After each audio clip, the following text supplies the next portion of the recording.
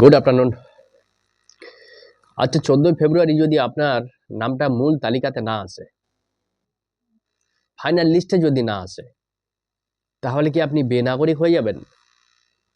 আপনি কি তাহলে এদেশের নাগরিক নন? আপনার নামটা কি আর কখনো ভোটার তালিকাতে উঠবে না? আপনি কি হতাশার অন্ধকারে ডুবে যাবেন? সেই সমস্ত প্রশ্নের উত্তর নিয়ে আজকে আপনাদের সামনে এসেছি আমি।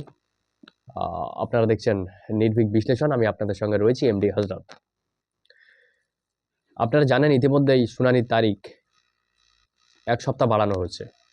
মূলত কয়েকটা জেলাতে, বিশেষ করে দক্ষিণ 24 পরগনার বেহালা, ক্যানিং পূর্ব, মগরাহাট, এই সমস্ত বিধানসভা কেন্দ্রের কাজ এখনো পর্যন্ত বাকি রয়েছে। মগরাহাট থেকে যে খবর পাচ্ছি আমরা, সেখানে নথি আপলোড করতে পারেনি বিএলও বা ইএলওরা যারা রয়েছেন কাজের দায়িত্বে, সেখানে এখনো বাকি রয়েছে। অন্যদিকে আমরা ক্যানিং পূর্ব থেকে যে খবর পাচ্ছি, সেখানে প্রায় 12,300 মানুষকে ফর্ম 7, তাদের নামে ফর্ম 7 জমা দেওয়া হয়েছে, অর্থাৎ এরা এখানকার নাগরিক না বলে কেউ বা কারো অভিযোগ করেছে। সেটা নির্বাচন কমিশনের আধিকারিকরা, সিও দপ্তর যারা রয়েছে তারা খতিয়ে দেখবে। একই সঙ্গে বেহালা পশ্চিমও সেই একই অবস্থা। সেখানেও কত 10,000-এর কাছাকাছি মানুষের নামে ফর্ম 7 পূরণ করা হয়েছে। এদেরকে এরা রাজ্যের ভোটার নয় বা দেশের ভোটার নয়, যাই হোক, সেগুলো নির্বাচন কমিশন খতিয়ে দেখবে। আজকে নির্বাচন কমিশনের সিও দপ্তর থেকে বলা হয়েছে এখনো পর্যন্ত কিছুটা কাজ বাকি রয়েছে। ফাইনাল লিস্ট 14 ফেব্রুয়ারি প্রকাশ হবে, আমরা আশাবাদী। তবে শুনানির জন্য কিছুটা সময় এখনো বাড়ানো হয়েছে, আর বাড়ানো দরকার। যেভাবে কোর্টে মামলা চলছে এই বিষয়টা নিয়ে, এখানে যদি নির্বাচন কমিশন তাড়াহুড়ো করে, সেক্ষেত্রে ভুল হওয়ার সম্ভাবনা খুব বেশি। আর মামলাটা এসআইআরটা সম্পূর্ণ যদি আপনি বলেন, তাহলে সুপ্রিম কোর্টের নজরদারিতেই হচ্ছে। একটু এদিক থেকে ওদিক হলেই কিন্তু সুপ্রিম কোর্টের দরজায় গিয়ে কড়া নাড়বে এ রাজ্যের শাসক দল। ইতিমধ্যে কয়েকটা শুনানি রয়েছে, আগামীকালও শুনানি রয়েছে। কয়েকটা শুনানি তো অতীতে হয়েছে, আমরা দেখেছি।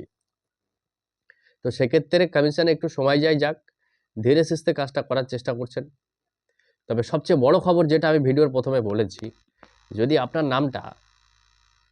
নামটা মূল তালিকাতে না আসে, 14 ফেব্রুয়ারি যে ফাইনাল লিস্ট প্রকাশ হতে চলেছে ভোটার তালিকা, সেখানে যদি আপনার নামটা না আসে, তাহলে আপনি কি করবেন? নতুন করে আপনার সামনে কি আর কোনো উপায় নেই? আপনি কি বেনাগরিক হয়ে যাবেন, ভোটার হয়ে যাবেন? এই প্রশ্নের জবাব আজকে দিয়েছে নির্বাচন কমিশন। আমি এরই অপেক্ষায় ছিলাম। আমি ব্যক্তিগতভাবে নিজেও সন্দিহান ছিলাম যে যদি কারোর নাম ফাইনাল তালিকাতে না আসে, তারপরে কি করবে। তারপরে তো শুনানি হবে না, তার আগে কমিশন জানিয়ে দিয়েছে যে এটাই ফাইনাল, লাস্ট অ্যান্ড ফার্স্ট, আর কিচ্ছু হবে না। তাহলে যদি কারোর নাম কোনো কারণে না আসে, তাহলে তার জন্য কি কোনো উপায় নেই? সত্য কথা বলতে এটা আমি ব্যক্তিগতভাবে এটা নিয়ে আমি ভাবছিলাম, কিন্তু না, তার উত্তর আমরা পেয়ে গেছি। নির্বাচন কমিশন বলছে কারোর নাম যদি তারপরও ফাইনাল তালিকাতে না আসে, লিস্ট প্রকাশ হওয়ার 5 দিনের মধ্যে প্রথমে ডিইও, জেলা নির্বাচনী আধিকারিকের কাছে সে আবেদন জানাতে পারেন তার ডকুমেন্টসগুলো নিয়ে। জেলা নির্বাচনী আধিকারিক যদি তার আবেদন খারিজ করে দেয়, তাহলে সিইও, চিফ এক্সিকিউটিভ অফিসারের কাছে গিয়ে সে তার আবেদন করতে পারেন। তবে মূল তালিকা প্রকাশ হওয়ার 5 দিনের মধ্যে তাকে এই প্রক্রিয়া করতে হবে। বেশি দেরি করলে চলবে না। তারপরে ওনারা যাচাই করে দেখবেন, যদি মনে হচ্ছে হ্যাঁ আপনার নামটা মূল তালিকায় থাকার যোগ্য, তাহলে অবশ্যই তারা আপনার নামটা মূল তালিকাতে রাখবেন। যদি মনে হচ্ছে না আপনার নামটা মূল তালিকায় থাকার যোগ্য নয়, তাহলে রাখবেন না। এটাই ছিল আজকে মূল বিষয়। তাহলে কার কাছে আবেদন করবেন? ডিইও, জেলা নির্বাচনী আধিকারিক যিনি আছেন, প্রথমে ওনার কাছে আবেদন করবেন। ডিইও যদি খারিজ করে দিচ্ছে, তাহলে সিইও, চিফ এক্সিকিউটিভ অফিসার যারা রয়েছেন, তাদের কাছে আপনার এই বিষয়ে আবেদন করতে পারেন।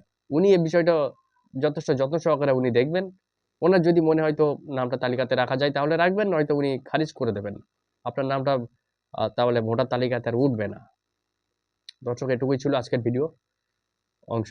আপনাদের যদি ভিডিওটা ভালো লেগে থাকে, তাহলে অবশ্যই একটা লাইক করবেন। একই সঙ্গে যারা আমার চ্যানেলের নতুন দর্শক আছে, তাদের কাছে অনুরোধ করবেন চ্যানেলটা সাবস্ক্রাইব করে আমার পাশে থাকবেন, যাতে এই সমস্ত নিত্য নতুন আপডেটগুলো সবার আগে আপনার কাছে পৌঁছায়। সেই জন্য থ্যাংক ইউ। ভিডিওটা দেখার জন্য ধন্যবাদ। ততক্ষণ সবাই ভালো থাকবেন।